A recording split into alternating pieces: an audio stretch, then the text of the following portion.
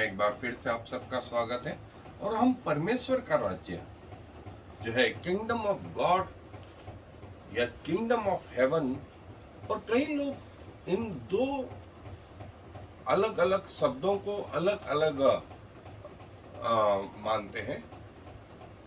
Kingdom of God और kingdom of haven जो है अलग अलग चीजें हैं। कई स्कॉलर्स का ऐसा मानना है और बाइबल इस बारे में जो है बहुत कुछ बताती है।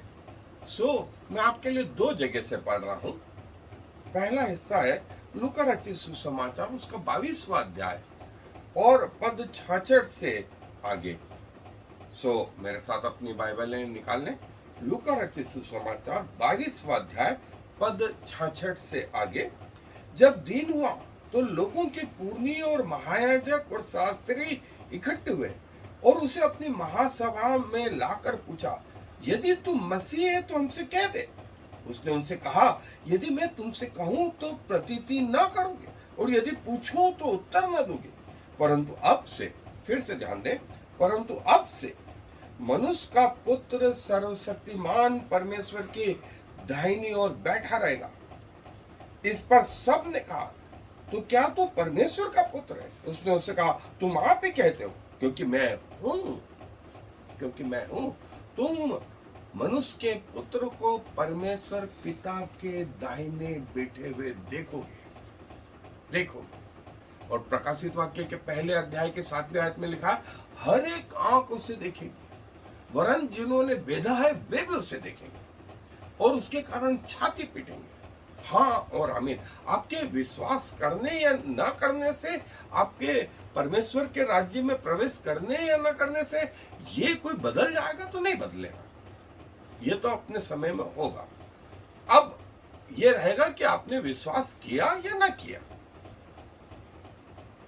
आपके विश्वास नहीं करने से आप नहीं देखेंगे तो नहीं, आप भी देखेंगे, लेकिन परिणाम अलग होंगे, परिणाम अलग। और इसके आगे एक और हिस्सा जो है, तब सारी सभा उठकर उसे पिलातुस के पास ले गई और वे यह कहकर उस पर दोष लगाने लगे, हमने से लोगों को बहकाते और कैसर को कर देने से मना करते और अपने आप को मसीह राजा कहते हुए सुना है। पिलातुस ने उससे पूछा, क्या तू यहूदियों का राजा है? उसने उसे उत्तर दिया कि तू आप ही कह रहा है। लेकिन ये अच्छे से वर्णन इसका यूहन्ना रचित सुसमाचार में है। उसका 18 अध्याय, यूहन्ना रचित सुसमाचार का 18वां अध्याय पद 33 से मैं आगे पढ़ रहा हूं। तब पिलातुस फिर किले के भीतर गया और यीशु को बुलाकर उससे पूछा, क्या तू यहूदियों का राजा है? यीशु ने उत्तर दिया, क्या तू यह बात अपनी ओर से कहता है या औरों ने मेरे विषय में तुझसे कही? पिलातुस ने उत्तर दिया, क्या मैं यहूदी हूं? तेरी जाति और महायाजकों ने तुझे मेरे हाथ सौंपा, तूने क्या किया है? यीशु ने उत्तर दिया, फिर से ध्यान दो, मेरा राज्य इस जगत का नहीं। यदि मेरा राज्य इस जगत का होता तो मेरे सेवक लड़ते कि मैं यहूदियों के हाथ सौंपा न जाता, परंतु अब मेरा राज्य यहाँ का नहीं। पिलातुस ने उससे कहा, क्या तू राजा है? यीशु ने उत्तर दिया, तू कहता है, क्योंकि मैं राजा हूं। और प्रभु यीशु मसीह स्वयं ने कहा, मैं राजा हूं और मेरा राज्य इस संसार का नहीं। जैसे अन्य जाति लोगों के राजा होते हैं जो उन पे अधिकार जमाते हैं, वैसा नहीं। मेरा राज्य स्वर्ग का है और तुम मुझको सर्वशक्तिमान पिता परमेश्वर के दाहिने विराजमान देखोगे। आए हम अपने अध्ययन पे आगे चलें। किंगडम ऑफ गॉड या किंगडम ऑफ हेवन जो है, इसका यदि पृथ्वी पे आप कोई मैप बनाना चाहे, जैसे आम मैप बनते हैं घरों के, देश के, सारे विश्व के, वैसा इसका कोई मैप नहीं है। लेकिन ये रियल प्लेस अपने आप में है और वो जो है अपने आप में परफेक्ट है, जो है शांतिपूर्ण। और प्रभु यीशु मसीह इस राज्य को पृथ्वी पर लेकर के आए। उन्होंने कहा कि जो लोग अंधकार में बैठे हुए थे उन पर ज्योति चमकी। उसने लोगों को जो है उनकी बीमारियों से छुड़ाया, मरे हुओं को जिलाया। और बाइबल में आया, हमने उसकी ऐसी महिमा देखी जैसे पिता के एकलौते की महिमा। और उसने शैतान के राज्य और पाप का जो है सर्वनाश करना आरंभ कर दिया, जो जजमेंट डे तक न्याय के दिन तक जो है चलता रहेगा। और जो है इस राज्य को समझने के लिए जो है, और जैसा मैंने बताया था कि सुसमाचार में और पहले 3 सुसमाचार में, मत्ती, मरकुस, लूका में, ये प्रभु यीशु मसीह का सेंट्रल मैसेज रहा। और जो है उसने उनके सभागृहों में जाकर के जो है यही प्रचार कर, पहाड़ी उपदेश में वो इस बात को लेकर के प्रचार करता है। और प्रभु जो है इस मिस्ट्री को, क्योंकि हमने अभी तक जो देखा था उसी पर विश्वास करा। अब ये जो राज्य आ रहा है वो दिखता नहीं है, फिजिकल फॉर्म में नहीं आता है। और जो है जैसा पिलातुस से प्रभु यीशु मसीह ने कहा, मेरा राज्य इस संसार का नहीं है, मेरा राज्य इस संसार का नहीं। सो उसने कहा, क्या तू राजा है? बोले हाँ, मैं राजा हूं, मैं राजा हूं। और जो है मत्ती रचित सुसमाचार में किंगडम ऑफ गॉड, परमेश्वर का राज्य, करीब 4 बार आया है। और किंगडम ऑफ हेवन जो है वो ग्रीक में जो है वो आया है। हेवन जो शब्द इस्तेमाल हुआ वो लूका रचित सुसमाचार में हुआ, और अन्य पुस्तकों में भी इसका वर्णन आया है। और जो बेसिक मीनिंग है किंग का, वो है बेसिलिया, ये ग्रीक शब्द से आया है। और मलकुत ये उसका हिब्रू शब्द है। इसका मतलब होता है रूल या राज्य करना एक हिस्से में।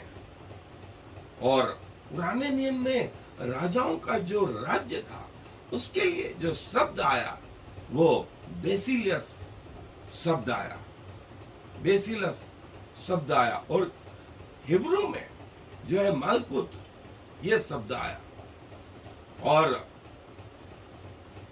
जहां मलकुत शब्द आया है वहां मतलब परमेश्वर की जो है राज्य, परमेश्वर का राज्य जो है, इस विषय में लोग समझ जाते थे। मलकुत शब्द मतलब जिसका राजा परमेश्वर है, और बेसिलस मतलब जिसका राजा पृथ्वी का है। और जैसा मैंने कहा कि पृथ्वी के राजा का एक स्पेसिफिक एरिया होता है, एक क्षेत्र होता है, एक देश होता है, उसकी बाउंड्री होती है। लेकिन जो स्वर्गीय राज्य है इसकी जो बाउंड्री है वो स्वर्ग से पृथ्वी तक है, पृथ्वी तक है। और साधारण आंखों से ये दिखता नहीं है। प्रभु यीशु मसीह ने कहा, मेरा राज्य इस संसार का नहीं, मेरा राज्य इस संसार का नहीं। और इसकी जो सिटीजनशिप है, इस राज्य के जो लोग हैं वो भी आत्मा के द्वारा नया जन्म पाए हुए हैं। साधारण से दिखते हैं, वे पृथ्वी के ही लोग हैं, लेकिन वे उस स्वर्गीय राज्य के अधिकारी हैं। और इसीलिए प्रभु ने कहा कि तेरा राज्य आए। ये तुम्हारी प्रार्थना है रोज की हो, रोज की हो। जैसे तेरी इच्छा स्वर्ग में पूरी होती है वैसे पृथ्वी पर भी हो। तेरा राज्य आए, तेरा राज्य। और नया नियम जो है वो हमें बताता है कि स्वर्ग के राज्य में प्रवेश कैसा करें, स्वर्ग के राज्य में प्रवेश कैसा करें। पहली चीज तो हमें यह समझना होगा कि स्वर्ग का राज्य है क्या, और दूसरी चीज इसको संसारिक आंखों से, संसारिक कानों से, संसारिक समझ से नहीं, इसको आत्मिक आंखों से, आत्मिक कानों से, आत्मिक समझ से जो है देखना पड़े, तब जा करके हमें यह समझ में आए। और पुराने नियम जो राजाओं के लिए जो शब्द इस्तेमाल होता था वो बेसिलियस शब्द इस्तेमाल होता था। और जो है पुराना नियम जो है, जैसे पृथ्वी पर उनके राज्य होते थे और उन राज्यों के राजा होते थे, फिजिकल वर्ल्ड होता था। लेकिन जो स्वर्गीय राज्य है वो इसके विपरीत है, इसके विपरीत है। कई लोगों को लगता है इस संसार का राज्य सर्वश्रेष्ठ है, श्रेष्ठ है, और कई लोग अपनी नागरिकता एक देश से छोड़ के दूसरे देश में ले लेते हैं, जबकि चाहिए ये है कि हमारी पृथ्वी की नागरिकता से हम स्वर्गीय नागरिकता में आए। और जैसा पहले 3 सुसमाचार में, मत्ती रचित सुसमाचार, मरकुस रचित सुसमाचार और लूका रचित सुसमाचार में, जो प्रभु का राज्य है वो इस संसार में जो है, एक धनी व्यक्ति ने प्रभु यीशु मसीह से यही पूछा कि मैं अनंत जीवन का अधिकारी होने के लिए, ये अनंत जीवन पाने के लिए क्या करूं, क्या करूं। इस संसार में जो राज्य है यहाँ मृत्यु रहने नहीं देती है, लेकिन जो राज्य प्रभु का है वहां मृत्यु का नाम ही नहीं। और जैसा मत्ती रचित सुसमाचार में आया, परमेश्वर का राज्य और स्वर्ग का राज्य, ये जो है आपस में सेम टर्मिनोलॉजी, एक दूसरे से परिवर्तित है। और जो स्वर्ग के राज्य में प्रवेश करेगा वो जो है अनंत जीवन उसका होगा। मत्ती रचित सुसमाचार में जो है प्रभु बोलते हैं कि मनुष्य का पुत्र पृथ्वी पर आएगा तो सबका न्याय करेगा, और जो भेड़ों को बकरियों से अलग करेगा, भेड़ों को बकरियों से अलग करेगा। और प्रभु यीशु मसीह चेलों से कहते हैं 28वें अध्याय में, देखो मैं जगत के अंत तक तुम्हारे साथ हूं, जगत के अंत तक, एंड ऑफ द एज। जैसा ही जगत समाप्त होगा, पृथ्वी समाप्त होगी, यहाँ का राज्य समाप्त हो जाएगा, लेकिन परमेश्वर का राज्य जो है बना रहेगा। और जब मनुष्य का पुत्र आएगा तब उसके साथ उसके लोग होंगे, और वो पृथ्वी पर अपने लोगों को इकट्ठा करेगा, और जैसा इकट्ठा करेगा और फिर न्याय के बाद उन्हें अपने साथ, कईयों को तो अनंत जीवन में और कईयों को अनंत नरक में। और प्रभु ने एक उदाहरण भी दिया कि परमेश्वर का राज्य, परमेश्वर का राज्य।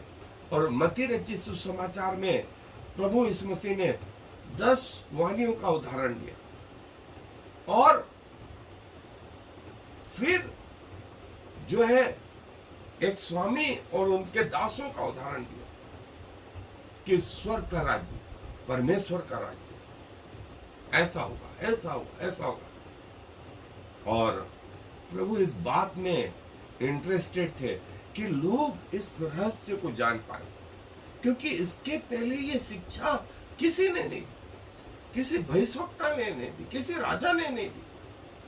जो बाइबल के लीजेंड हैं, महत्वपूर्ण व्यक्ति, वो भी इस रहस्य को नहीं जानते थे। ये रहस्य सिर्फ और सिर्फ प्रभु यीशु मसीह ने प्रकट किया, इसलिए ये हमारे लिए बहुत महत्वपूर्ण है। और प्रभु ने उसको सरल शब्दों में बताना शुरू करा कि कैसे ब्याह होगा, कैसे भोजन होगा, कैसे वहां की चीजें होंगी और वहां का राज्य कैसा होगा, वहां का राज्य कैसा होगा। और प्रभु ने थोड़ी बात कही और इसके बाद प्रभु ने कहा कि मैं तो तुम्हें, निकोदेमुस से उसने कहा, मैं तो तुझे आज पृथ्वी की बात कह रहा हूं। यदि मैं तुझे स्वर्ग की बात कहता तो तुझे कैसे समझ में आता? नया जन्म लेना तेरी समझ के बाहर आ रहा है। तो प्रभु ने एक उदाहरण दिया कि हवा जिधर चाहती उधर चलती है, तो उसको महसूस करता है लेकिन देखता नहीं है, देखता नहीं, दिखती नहीं है। वैसे ही जो है स्वर्ग का राज्य भी ऐसे ही है, स्वर्ग का राज्य भी ऐसे ही है। और जो महसूस होता है तुम्हारे बीच में होगा, उसका सिरा आप मेघ से, पृथ्वी की भाषा में, पृथ्वी के तरीके से नहीं बता सकते। और पूरे प्रभु यीशु मसीह की सेवा में आप ये देखते हैं कि प्रभु वो स्वर्गीय जीवन के बारे में बताते हैं। सो प्रभु का पहला चीज, सुसमाचार का पहला हिस्सा जो था, जो उनका सेंटर था प्रचार का, कि मन फिराओ, ईमानदारी से परमेश्वर के प्रति जो है समर्पित रहो। ईमानदारी से, कोई नहीं देख रहा है तुम्हें, कोई नहीं देख रहा है, लेकिन परमेश्वर तुम्हें देख रहा है। रिपेंट, रिपेंट, मन फिराओ। यहाँ वो यहूदी लोग कमजोर थे और प्रभु जो है चाहता था कि यहाँ सुधार शुरू हो, मन फिराओ। दूसरी चीज प्रभु ने जो बताई वो स्वर्गीय राज्य, स्वर्गीय जीवन, जो किसी ने नहीं बताई। और तीसरा प्रभु ने कहा उनका द्वितीय आगमन। जैसा मैं इस बार आया हूं पृथ्वी पर, वैसा मेरा द्वितीय आगमन कंफर्म है, कंफर्म है और कंफर्म है। वो कब होगा, ये वो समय के अनुसार तुम पहचान लेना। जैसे एक आदमी मरता रहता है, मृत्यु शैया पर होता तो उसका बीपी कम होने लगता, उसकी पल्स महसूस नहीं होने लगती, उसकी आंख चौड़ी होने लगती, दिल की धड़कन धीमी पड़ जाती, सांस गहरी गहरी लेने लगता। हमको समझ में आता है कि ये जा रहा है। कब जा रहा है नहीं मालूम, लेकिन जा रहा है। और प्रभु ने न सिर्फ इन 3 सुसमाचार में, वरन यूहन्ना रचित सुसमाचार में निकोदेमुस से ये कहा, मैं तुझसे अभी पृथ्वी की बातें कर रहा हूं, यदि मैं तुमसे स्वर्ग की बातें करूं तो कैसे समझोगे?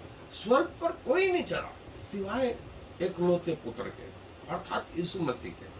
और जिसने उस पर प्रकट करना चाहा वो व्यक्ति ही इस रहस्य को समझ पाएगा, अन्यथा सबके लिए ये काला अक्षर भैंस बराबर के जैसा रहेगा। और प्रभु ने न सिर्फ यूहन्ना रचित सुसमाचार में, प्रभु के चेलों ने जो है कहा प्रेरितों के काम के पुस्तक में कि जैसे तुम प्रभु यीशु मसीह को स्वर्ग पर चढ़ता हुआ देख रहे हो, वैसे वो फिर आएगा, वैसे वह फिर आएगा। और स्वर्ग का राज्य जो है, इसका आरंभ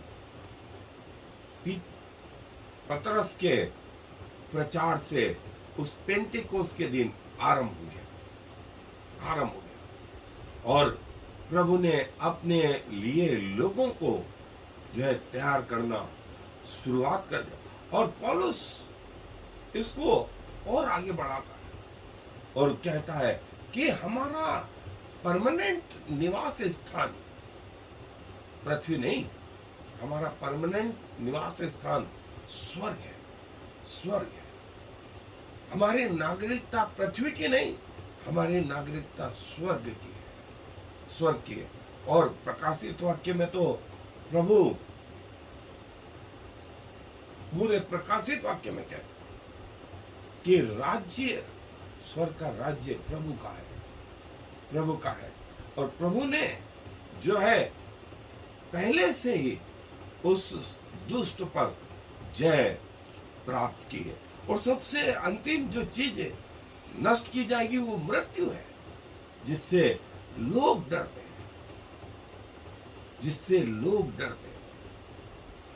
प्रभु का राज्य, और प्रभु कहते हैं तुम्हारे बीच में, और तुम मेरा मुंह देखोगे, और मैं उनका परमेश्वर होऊंगा और वे मेरे लोग होंगे। ये इससे खुशी की बात आपको क्या होगी कि स्वर्ग का परमेश्वर आपके साथ रहेगा, आपके अंदर हो। स्वर्ग का राज्य हाथ में है। और एक दिन हम जो है यहां पर प्रभु के साथ होंगे हमेशा हमेशा। और प्रभु ने इसको कई उदाहरणों के द्वारा समझाया है, जिसे हम आगे भी देखेंगे। जिससे हमको डर लगता था वो थी मृत्यु, और प्रभु ने उस स्वर्गीय राज्य में मृत्यु का अंत कर दिया।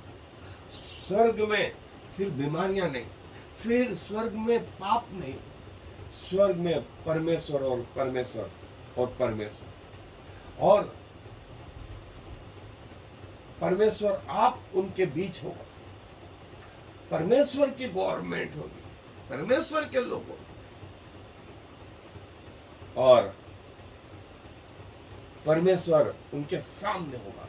वे आमने सामने अपने लोगों को, और उसके लोग उसके मुंह को देखेंगे। और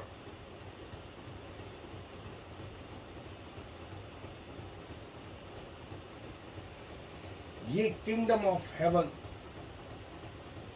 आदम, नूह, अब्राहम, इसाक, याकूब, मूसा, दाऊद, सुलेमान, और फिर ये नए नियम का, और ये नया आकाश और नई पृथ्वी। ये पृथ्वी का काल है, लेकिन परमेश्वर इस पृथ्वी के पहले से और इस पृथ्वी के बाद तक रहेगा। ये है परमेश्वर, ये है परमेश्वर। पृथ्वी के पहले और पृथ्वी के बाद में भी हम पृथ्वी पर अभी जो जीवन जी रहे हैं, वो हम इस अवस्था में जो बहुत जल्दी होने वाला है, वो रैप्चर, वो रैप्चर। और प्रभु का राज्य, परमेश्वर का राज्य कैसा है, प्रभु यीशु मसीह ने इसे सरल शब्दों में, उदाहरणों के द्वारा समझाने की कोशिश करी है।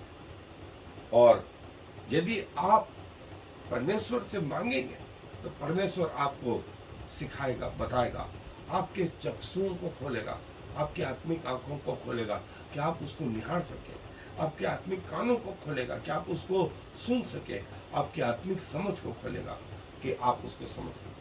हाँ, दुआ भी धन्यवाद देते हैं कि आपने जब पृथ्वी पर आए तो वो रहस्य हमें अपनी भाषा में हमारे पृथ्वी के लेवल पर समझाने की भरसक कोशिश करी। और कई लोग प्रभु इसको समझ भी पाए, क्योंकि आपने उनकी आत्मिक आंखें खोली, आपने उनके आत्मिक कान खोले, आपने उनकी आत्मिक समझ को खोली, ताकि वे आपकी बातों को समझ पाए। प्रभु, हम में से कई ऐसे हैं जिनको अभी तक ये वरदान नहीं मिले हैं। ऐसे सारे लोगों के लिए चाहते हैं प्रभु, जो आपको जानना चाहते हैं, आपकी उस स्वर्गीय बातों को पहचानना चाहते हैं, उसके बारे में ज्ञान रखना चाहते हैं और वहां प्रवेश करना चाहते हैं। प्रभु, आप उन लोगों की विनतियों को सुने, उनके जीवन में आए, और जो कार्य आपने हमारे जीवन में कराए प्रभु, उनके जीवन में भी करें। क्योंकि इस विनती को प्रभु यीशु मसीह के नाम से मांग लेते हैं। आमीन और फिर Shema Yisrael Yahweh Eloheinu Yahweh Echad. Hear, O Israel, the Lord is our God, the Lord alone.